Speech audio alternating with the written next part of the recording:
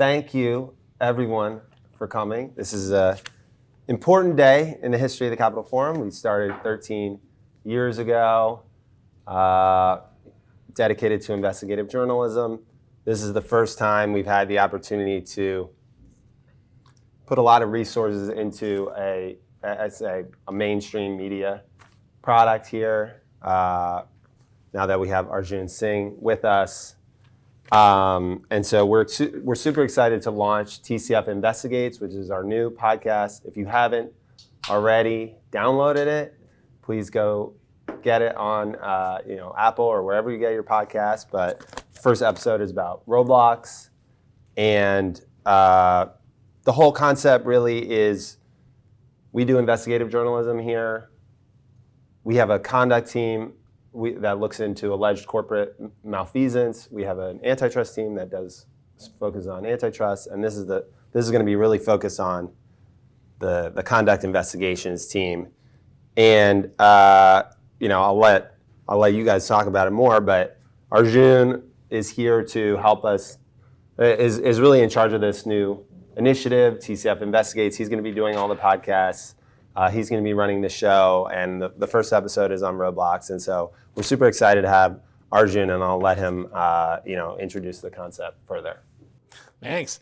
Yeah, I'm really excited that we've got our podcast up and out the door. I remember when you had first talked to me about it, Teddy, something that I think really came through was how much, when we talk about things like investigations and corporate malfeasance and things like that, I think most people in this room are familiar that we deal in a very technical world, court cases, legal rulings, regulations. And I think what the podcast really enables is to connect that link for a lot of people between the wonky technical stuff that we report heavily and we focus on and what that means out in the real world. And so being able to understand that, Roblox has had a lot of child safety issues on it, not just because of corporate policies, but because of kind of the corporate environment that the United States operates in, and being able to unpack where the legal liability falls, where that's missing, and kind of explore,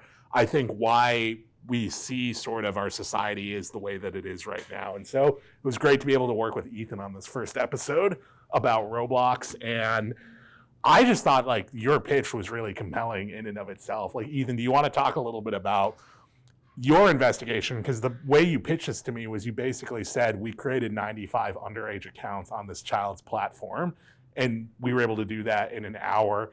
And there's a vast web of safety flaws on Roblox. You want to talk about that? Yeah, sure. So that was one of our kind of windows into looking at Roblox in this current series. Was we knew from lawsuits and past reporting that it was really easy to create an account on this children's gaming platform. But our whole idea was that it's really a de facto social media platform for kids under the age of 13 when it boils down to it. This is where kids are hanging out in online spaces after school. It's become just increasingly ingrained in children's lives around the world.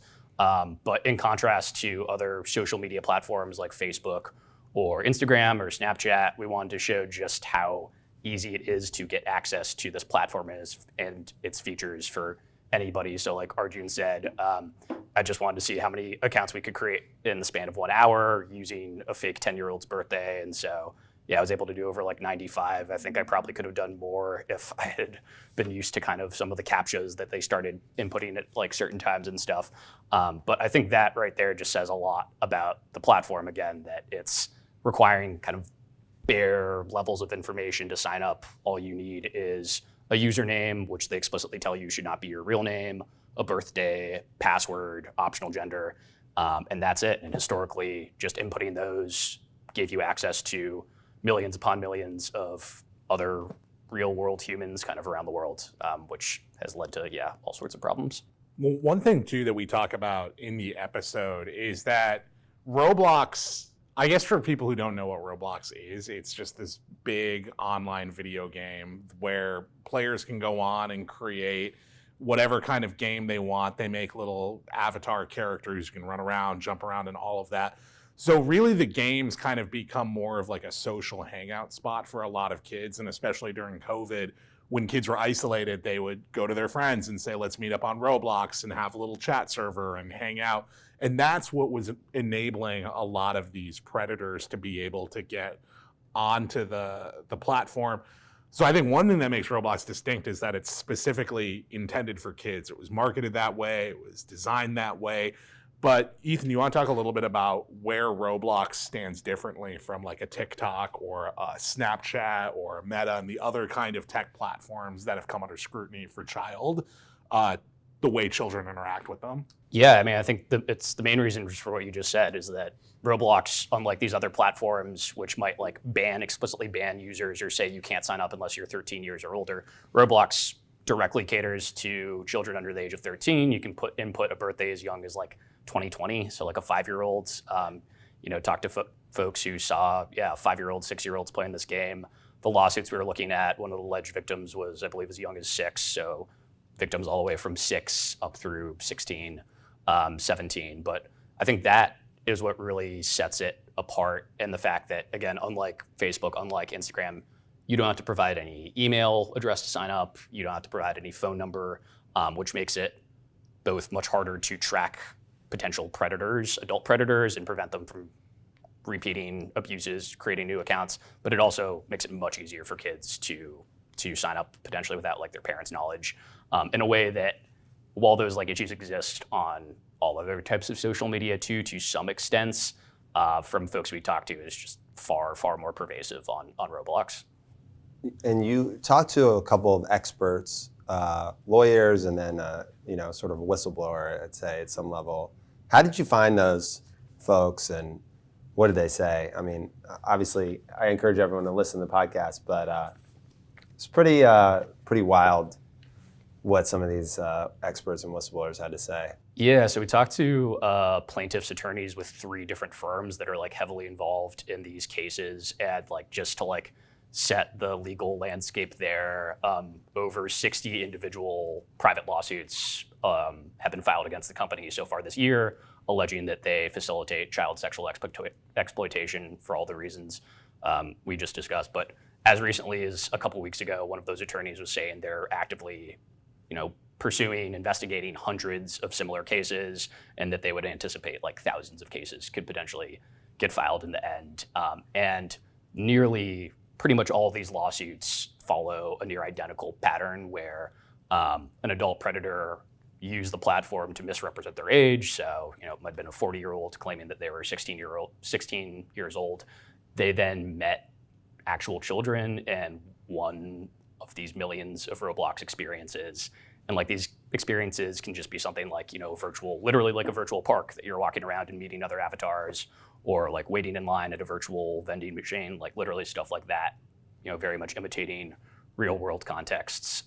And then the predator groomed them, initiated a relationship, would develop some sort of like emotional dependency, and then often move the conversation off to text, Discord, some like less restrictive form of communication where all sorts of awful abuse could happen. But the thing that the plaintiffs' attorneys, everyone stressed, is that like Roblox is that initial meeting point, that this abuse would not have been possible without Roblox serving as this just massive digital playground that, again, no other platform. There are plenty of millions of different online games that kids play, but none is so centralized in a way that facilitated this type of abuse. And I love the online playground analogy, because that makes it a lot cleaner to think through how difficult, policing that type of environment is. We think, it's pretty easy to police a playground now to keep predators away, because like you can see that there's an adult there who's not supposed to be there. So how many teachers do you really need? But imagine if, the playground was infinitely large and you couldn't tell who was who. I mean, everyone had a mask on and a costume that made them all the exact same height. And so how many teachers would you need, going around uncovering the mask and making sure there's no predatory conduct going on? I mean, it seems like an absolutely impossible thing to do in a real world setting. And not only that, it seems like a little weird to be charging money to kids on a playground, to be on the playground, right? I mean, we talk about Facebook, which is like, and Twitter as these, public squares, right? Where, commerce and discourse occur. But this is like a playground. I mean, that it kept coming up over and over and over again. Imagine a real world playground. Yeah. Were you surprised by that, or does that keep coming up? I mean, I thought that was a really interesting analogy in a number of respects. Yeah, it was definitely an analogy that a lot of like sources, like plaintiffs, attorneys, child safety experts kept bringing up. But like the added layer on top of that too is like it's a digital playground that is nominally free to access. Like it doesn't cost anything to sign up. But then layered across all these millions of games is Roblox's fake digital currency called Robux, ROBUX, which is, it's not fake because you pay, real fiat currency in exchange for X number of Robux. And then with that Robux, you can buy any sorts of like in-game items and stuff. But the nefarious twist of that is like any user can like send Robux gift cards to another user. And so that's where you saw in like a lot of these lawsuits, adult predators allegedly soliciting sexually explicit images, videos in exchange for Robux. I mean, in cases like kids under the age of 10. And so it's, I think this, safe to say, pretty like addictive in-game currency where you have people paying like $100 real to buy like a Gucci handbag or like Jordans in the games, but then that being like a really powerful tool for predators as well. I feel like that gets to Roblox, but also Facebook, Snapchat, all of these big tech platforms. It's like they take things that when we talk about them here, we can see how that would be problematic. Like if you take the playground analogy, if you charged kids to get special hats that all the kids in the playground thought were cool, if you don't have a hat, you're like the not cool kid.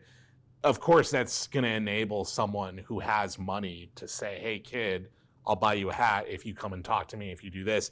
And we in a real world context would probably find that very suspicious. Why is this guy talking to a kid and now offering to buy them something?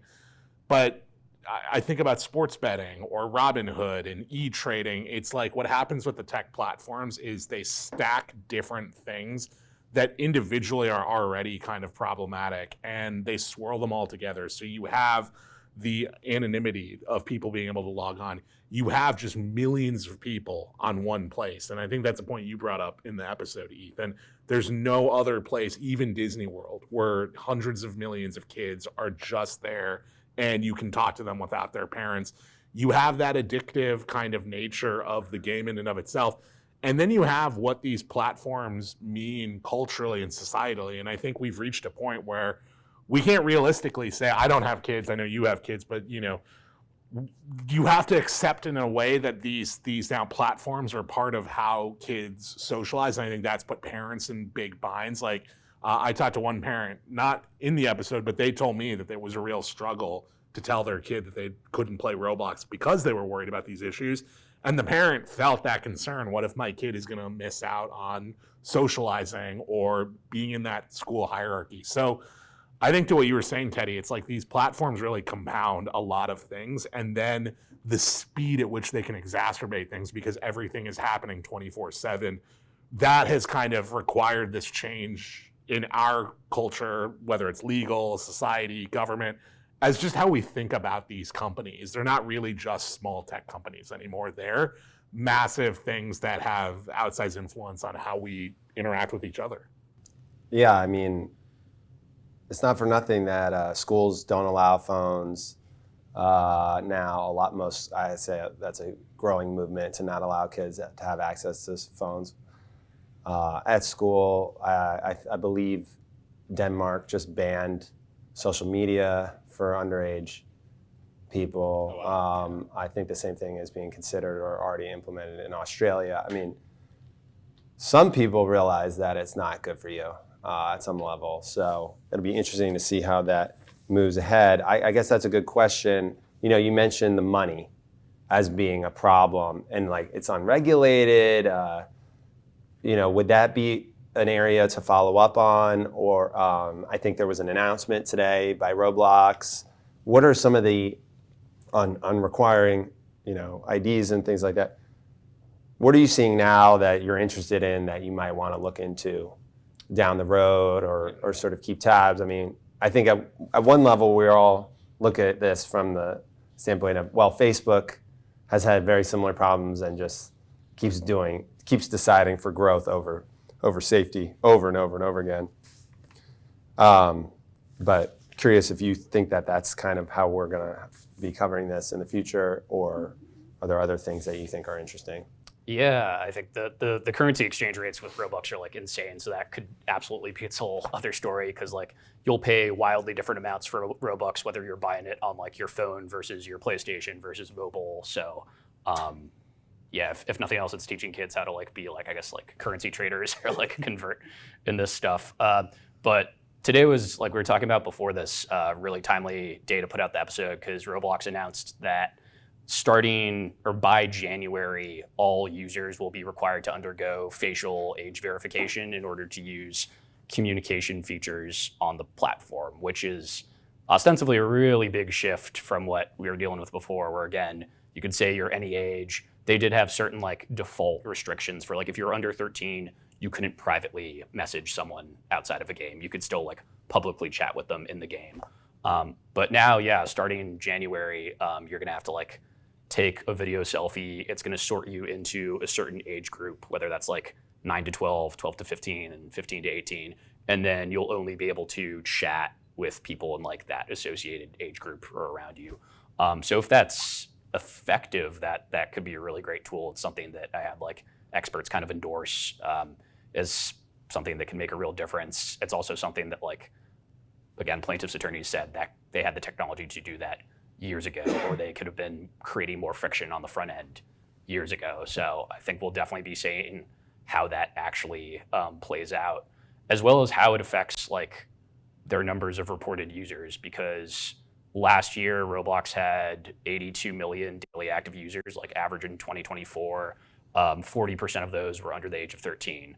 But that's just what the company reported, based again on like all this self-attestation. So, talk to people who thought it would be, it should be a much higher percentage of under 13 users.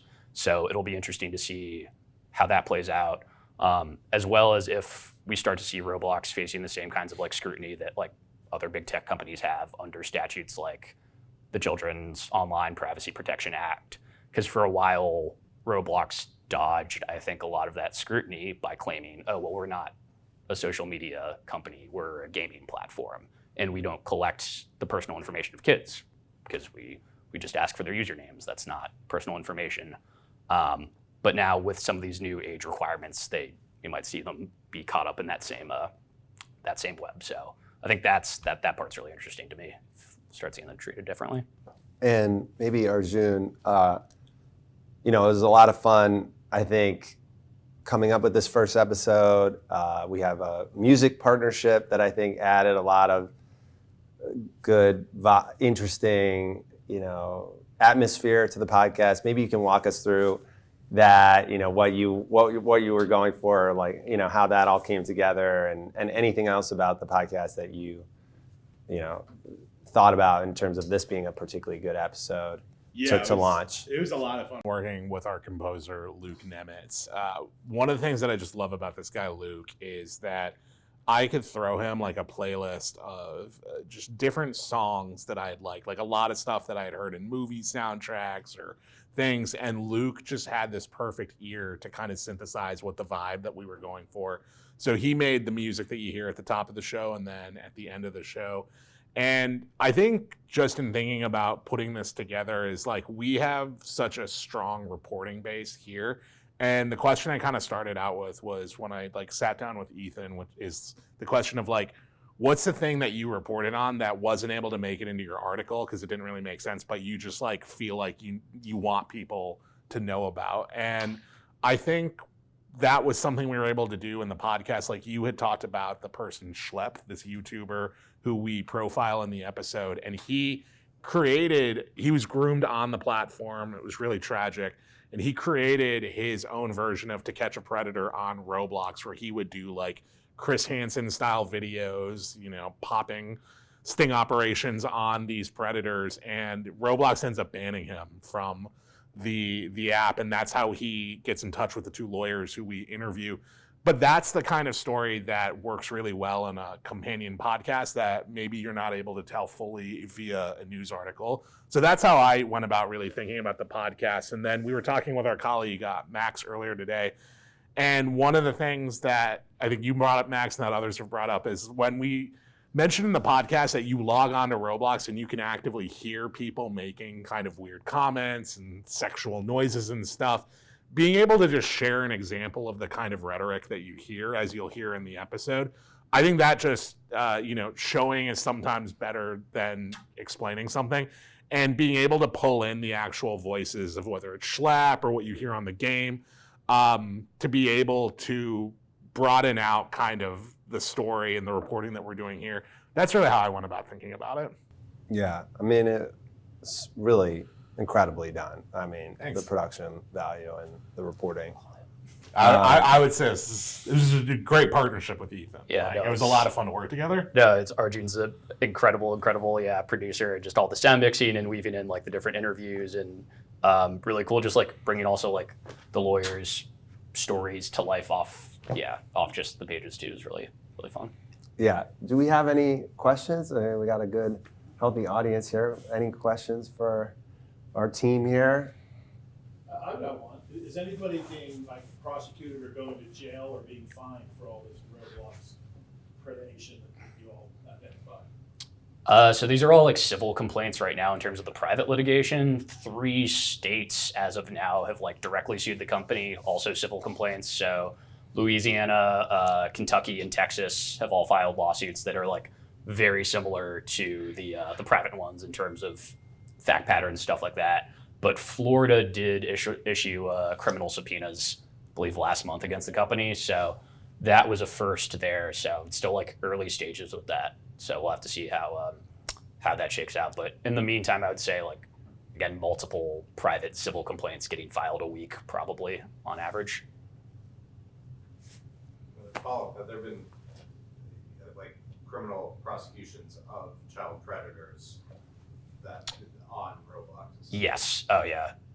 Definitely. Yeah, that's a good question. So, including, I believe, at least one of the predators that Schlapp had a role in catching. I think at least I'm gonna mess it up. I think he said that Schlepp's work led to 7 arrests and 6 convictions just through his sort of online sleuthing.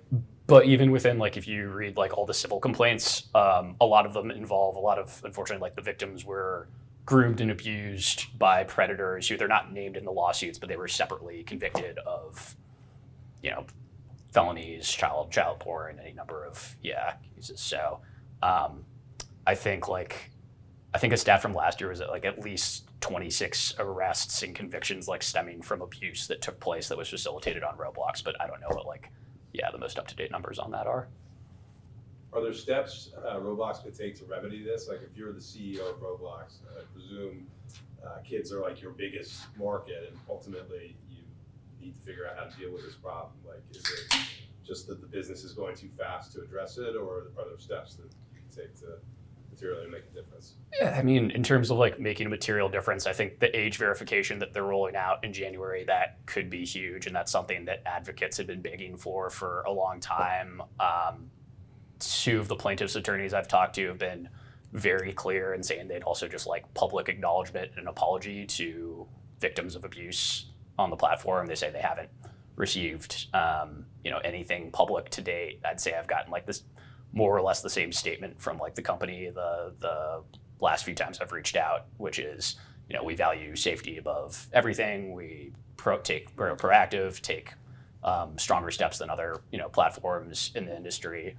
Do you have anything? I think Schlepp's, the response to Schlapp too was So when I was doing some more research on Schlapp, one thing that became apparent was a lot of parents were really upset that when they would reach out to Roblox saying, I believe my child was getting groomed, or someone was sending explicit images, all the way to Schlepp's mother saying, my son actually got harmed because of what took place.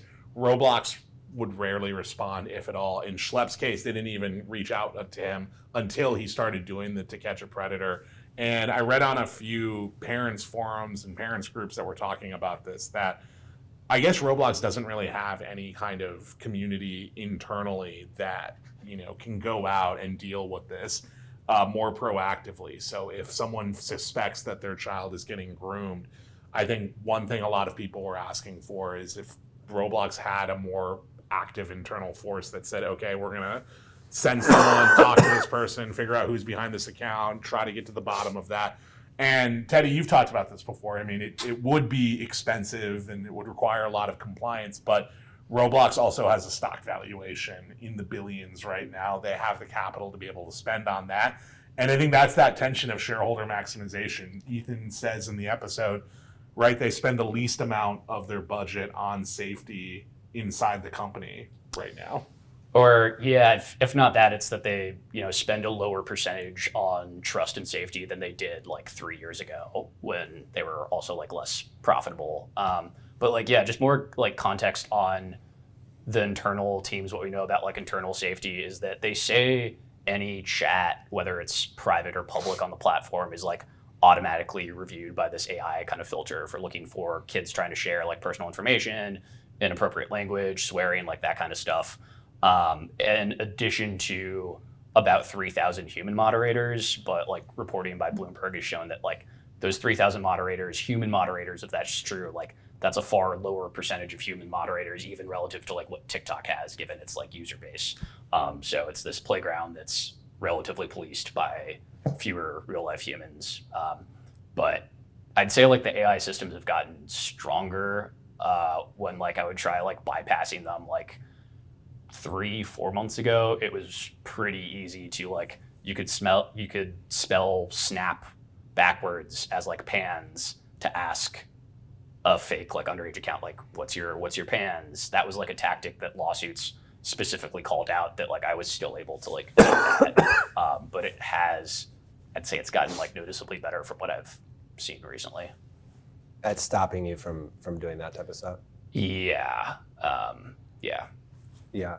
I mean, you know, I think, you know, and we talked about this, which is, you know, if you're always having to choose between growth and safety, if those are always at tension, you know, you're a publicly traded company, you're under a lot of pressure to choose growth. The example I always use is Craigslist, which never went public and, you know, basically at some point stopped really growing and focused more on safety. It's a lot easier to do if you don't have shareholders breathing down your neck. So a lot of this ends up being a choice of a moral choice. Obviously, we've seen, unfortunately, the social media companies choose growth consistently over safety, but we'll see. I get, you know, and that percentage of spending, it's hard to report on because, well, what percentage would work? I mean, and then you do the thought experiment. How many people would you need policing a playground? Right. That's hundreds of millions of people. Yeah. And you can't tell you can't tell the difference between a predator and a child. You need 1-to-1. You need not 3,000 teachers. You need 300 million teachers. So, you know, I look forward to our reporting on this, see how these policies work, to see if, you know, Jake's kids can keep playing on Roblox. Any other questions? Or we got a couple more here. Yeah, I understand that a lot of Roblox's appeal is that there's the games that kind of kids or creators create internally within their system. Is there any like higher rate of these cases used with certain games, and could Roblox identify those and age those, or is it more just a free for all? Yeah, I think there's been a lot of talk on, and like honestly like proactive reporting within the Roblox community, because like Roblox still like has a really passionate community of like game creators and players, and like this has created livelihoods for like hundreds if not thousands of like content creators in some like really positive ways. But they've definitely pointed out like genres of games that are the most abused. Like Schlepp just last week put out a video where it was basically like a reconfigured version of Tinder where it's like you could swipe right or left on avatars and then directly chat with them. That was like there, and that he had found multiple versions of that. I mean, You talked about in the episode there was a game called Diddy Simulator and Run from Epstein Island. yeah, so like those were flagged, like those went kind of viral last year as being like the kind of worst of the worst. And so I think they like after that crap like removed any games that had Epstein or Diddy in like the title. But even like as recently as like this summer, there are like games literally called like Public Bathroom Simulator or like Therapy, where you'd be put in like tight private spaces with like other avatars. You like see the picture where it's when you have millions and millions of games, it's just like, I mean, really, you're making it impossible for yourself to police. And Roblox will also say that, well, if you have you can enable parental controls on your kid's account and like proactively block certain games. But again, what parent is going to like know which millions of games to potentially like? That's The Diddy game should be. the Diddy, yeah. The Diddy game. Yeah, but even like the lawsuits, pretty much all the lawsuits mention this game, like Brookhaven, which is kind of like a SimCity-esque game. Oh, we went on that. Yeah, I took Arjun on that. Yeah, you're welcome. You got picked up on a tricycle. Yeah, You played? I think I was like, my avatar was presenting as like a 13-year-old, and I immediately got like kidnapped on a tricycle and like propositioned by this avatar in like lingerie in a hotel. And that Brookhaven has like, it has like at least 1 billion total plays. So it's like one of the most popular games, and it's gone like viral also as a place for like avatars simulating sex acts on each other. But it's still like, it's definitely still up and running and popular. That's the thing too about Roblox is like we talked to these two researchers from Revealing Reality, but even when you and I play the game, it's not like you have to get onto one of these things and search out and find the secret area where all the bad stuff is taking place. It just hits you right in the face when you get on. So we immediately were getting asked for Snapchats. The researchers said that every time they would show a journalist, within like 2 or 3 minutes, something explicit would come up and take place. And so I think that's another thing about Roblox is it really is like, it feels like it's part of the game by how overt all this stuff is. Because they have a system of taking money electronically and doing things with it, is there any investigation of violations of laws like money service businesses or wire fraud? The fact that money's going back and forth electronically. Is Florida, anybody looking at those felonies or infractions? Yeah, the Florida subpoenas might touch on that. I mean, it's tricky though, because you can also you can buy just physical Robux gift cards, which like that. I mean, those are going to be a lot like harder to trace. So that'd be an interesting angle to like look into. Yeah, I don't know. It seems like you could put like a serial number on those gift certificates and Robux, like they do on currency. Yeah, I mean, because you do have to. I think another reporter of ours did like a separate story like 1 or 2 years back looking at specifically that, because you do have to input payment information. That is if you're buying it directly through Roblox. So yeah, no, that'd be interesting. Wire fraud's a 20-year felony. Yeah. I was wondering for the podcast, like what kind of desired audience you have in mind? Like, are you really hoping to reach lawmakers or perhaps attorneys? So I think the goal here is, obviously we have a really strong paywall for all of our investigative content. So the idea here is, but we have a much wider audience. So anyone who plays Roblox, anyone who's interested in being a good or even a halfway decent parent, anyone who, is interested in big tech or, just a much broader audience to get the Capitol Forum's brand, widen our audience. A lot of lawmakers across the country, maybe a lot of them have a subscription, but some of them don't. Policymakers, experts, so people who can't afford a subscription or don't know about us. So this one, I think, is has real mainstream appeal. Obviously, Roblox is a fabulously profitable and huge user base game.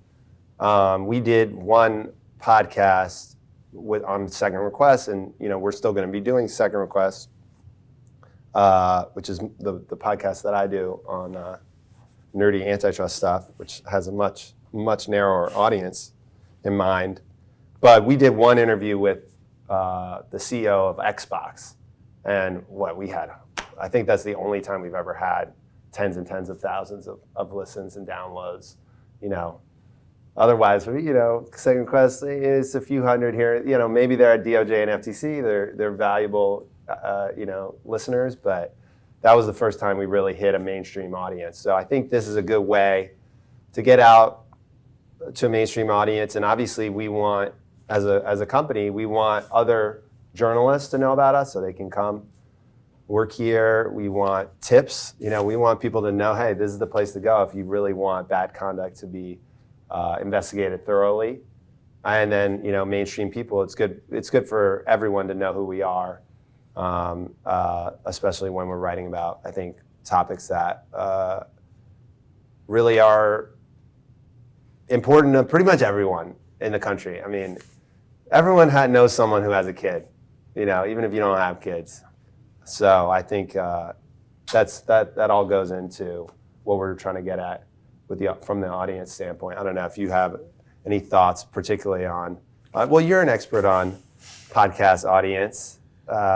Yeah, I mean, I think that the ideal swath of audience is pretty much what you said right there. It's a mix of people who work in very wonky technical areas, who enjoy the podcast format. It's for mainstream consumers. And this is something that I just personally really think right now is that a lot of people are starting to pay more attention to what's happening in the business corporate side of the world, because a lot of the news coverage is now highlighting how the role of big companies and what's happening with Trump, just that entire relationship. And so I think it's also for people who they play Roblox, they know people who use Roblox, and they're just kind of generally curious more about what's happening in the economy in the country.